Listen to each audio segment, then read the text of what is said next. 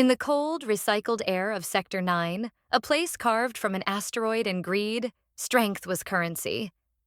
Aliens from 100 worlds came here to trade, to work, and to fight. The monthly combat tournament was the station's beating heart, a brutal spectacle where legends were forged and the weak were forgotten. And into this crucible of violence walked a human. Her name was Lyra Kane, and she was the definition of unremarkable. Small, pale, and swallowed by an oversized jacket, she looked like a lost student, not a challenger. Keltor, a veteran security guard watching from the observation deck, saw her and felt a pang of pity. He'd seen hulking Graxian mercenaries and acid-blooded Klaxons step onto that arena floor. This girl wouldn't last 30 seconds. His partner, Vaughn, a four-armed behemoth with tusks, was less charitable. 10 credits says she cries before the first punch. He was so confident you'd think he was offering financial advice. Bad financial advice, as it turned out. Down below, the human girl simply filled out her forms with an ancient ink pen, a bizarre relic in a galaxy of datapads. Her first opponent was announced, and a collective groan went through the security office. It was Grak the Destroyer. A 3-meter-tall mountain of muscle and scaled hide, Grak was a Korgath, a species evolved on a Deathworld where peace was a myth. He was a 4-time champion, a monster who fought for the sheer joy of destruction. As he stepped onto the platform, his roar shook the reinforced glass. The crowd went insane, chanting his name. Lyra just watched, her hands in her pockets, an expression of near boredom on her face. The announcer droned word to life. In the red corner, the unstoppable force of nature, Grak the Destroyer. The arena erupted. And in the blue corner, weighing in at 53 kilograms, from the planet Earth, Lyra Kane. Laughter echoed through the stands. Someone shouted, "Go home before you get hurt, little human." Lyra looked up, found the heckler, and gave a cheerful little wave. The drone began its final check. Does the human competitor have any biological enhancements or modifications to declare? Lyra tilted her head, a strange, sharp smile playing on her lips. Does an old family tradition count? She asked, her voice cutting through the noise. Before the drone could process the cryptic question, her hands went to the thick scarf around her neck. "Never mind," she said. "You'll see soon enough." She unwound it, and the entire galaxy held its breath. There, on the side of her neck, was a tattoo. But it was no mere ink. It glowed with an internal golden light, pulsing like a living heart. The image was an impossible, perfect rendering of a creature from forgotten mythology. A dragon. As 300 beings watched in stunned silence, the tattoo moved. The dragon coiled tighter, its golden eyes seeming to survey the arena. Smoke, ethereal and luminous, curled from its nostrils. Grak, who had been preparing to charge, froze. His predatory arrogance vanished, replaced by a primal confusion that bordered on fear. Lyra rolled her shoulders and looked at the petrified Korgath warrior. When she spoke, her voice carried an impossible weight. "Where I come from," she began, taking a step forward. "We have stories about dragons. Stories older than star travel, older than your empire." The tattoo blazed brighter. "The stories say they chose humans, bonded with us. In return, we carried their legacy." She stripped off her jacket, revealing arms covered in glowing runes that connected to the dragon. "My family line has been dragon-marked for 3,000 years. We made a deal. Their power, our protection, their strength." Her eyes flickered with golden light. "Our will." She raised a hand, palm up, and golden flames erupted from her skin. Real, physical fire that warped the air around her. The temperature in the arena spiked. "Still want to fight?" she asked pleasantly. That was all it took. Grak, the monster, the destroyer, made his decision. He charged. He was a blur of motion, a force of nature intent on pulverizing the impossible thing before him. But Lyra wasn't there. With a dancer's grace, she ducked under the blow, and as he thundered past, she simply touched his leg with her fiery hand. Grak collapsed, roaring in pain.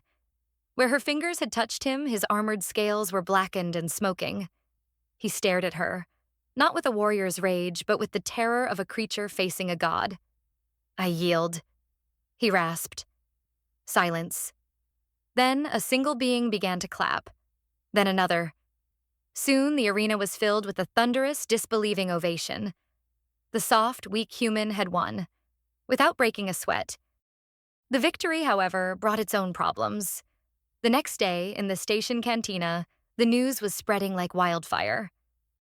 Torvich, the leader of a vicious mercenary guild and a friend of Grak's, decided to pay Lyra a visit. He and his 5 heavily armed thugs cornered her at her table. Now, what do you do when you're surrounded by 6 killers who think you're a one-trick pony? Do you run? Do you negotiate? Or do you show them they haven't seen a single trick yet? Your little fire trick worked on Grak, Torvich sneered. But we've studied the footage. We're prepared. Lyra sighed, an expression of profound annoyance on her face. Oh, she said, her voice dripping with mock disappointment. You think the fire is all I can do? That's adorable. She stood up. The glow from under her scarf returned, but this time it wasn't gold. It was a pale, frigid blue. The air around their table grew cold. Frost formed on the rim of her coffee cup. She unwrapped the scarf again. The dragon tattoo had transformed. Its scales were now silver and blue, glittering like ice. Its eyes were chips of frozen moonlight. See, the thing about dragons, she said, her breath misting in the air, is that there are different kinds. Yesterday I was angry, so fire came easiest. Today, she glanced at the mercenaries.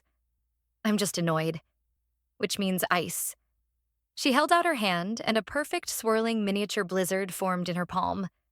Want to find out what frostbite on a Vraxian feels like? I promise you, it's not fun. Torvich and his crew didn't run. They retreated, slowly, deliberately, as if trying to maintain some scrap of dignity. But their eyes were wide with a terror that went far deeper than Grak's had. They hadn't just seen power. They had seen an arsenal. This one human girl wasn't just a fighter. She was a weapon of mass destruction with a taste for pastries. And the rest of the tournament competitors agreed. Within the hour, every single fighter had withdrawn. Lyra had come to Sector 9 for a challenge, and now no one dared to face her. Her journey was seemingly over before it had even begun. But in the lawless expanse of space, when one door closes, a much bigger, more dangerous one often swings wide open. The tournament was in chaos, but an idea was proposed. A crazy, unprecedented idea. A special exhibition match. Lyra versus a team of 5 former champions, all fighting at once. She agreed instantly. The night of the exhibition, the station was electric with anticipation. This was more than a fight. It was a test. A test of humanity's hidden strength against the galaxy's proven best. Her opponents entered. Grak, seeking to reclaim his honor. A shape-shifting Morphe warrior. A Klaxon acid spitter. A Vraxian brute called Hammer. And most surprisingly, another human. A former Special Forces soldier named Marcus, who understood tactics in a way the aliens couldn't. He looked at Lyra not with fear, but with a grim, professional respect. Dragon marked, he said, his voice broadcast across the arena. My family knew of yours. I know what you carry. Then you know I won't hold back, Lyra replied, a fierce grin spreading across her face. I wouldn't want you to. What followed was not a slaughter. It was a symphony of violence. The team moved as one, a coordinated unit of claws, acid, and brutal strength. They forced Lyra to divide her attention, to adapt, to struggle. And she was magnificent. She became a whirlwind of elemental fury. Golden fire drove Grak back. Walls of ice blocked acid streams. Arcs of lightning, a power none had yet seen, disrupted the shapeshifter's movements. She met Hammer's brute force with the unyielding power of earth, stone erupting from the arena floor to block his charges. And against the human tactician, she used shadow, moving like a phantom, there one moment and gone the next. She took hits. She bled. A cut opened over her eye, but the only thing in her expression was pure, unadulterated joy. She was finally being tested, pushed to her limits.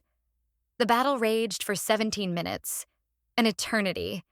In the end, She was the only one left standing, battered, bruised, breathing heavily, but victorious. She stood in the center of the arena, the 5 champions scattered around her, exhausted but unbroken. She had won, not by terrifying them, but by outfighting them. She helped each of them to their feet, exchanging words of respect. The crowd, silent in awe during the battle, erupted into a roar that dwarfed all that had come before. They weren't cheering for a monster or a god. They were cheering for a warrior. From the observation deck, Keltor the security guard finally understood. The lesson wasn't just that humans were dangerous. It was that you must never, ever judge a book by its cover. You never know when the quiet girl in the oversized jacket is carrying the fire of 1,000 suns and the legacy of dragons within her soul.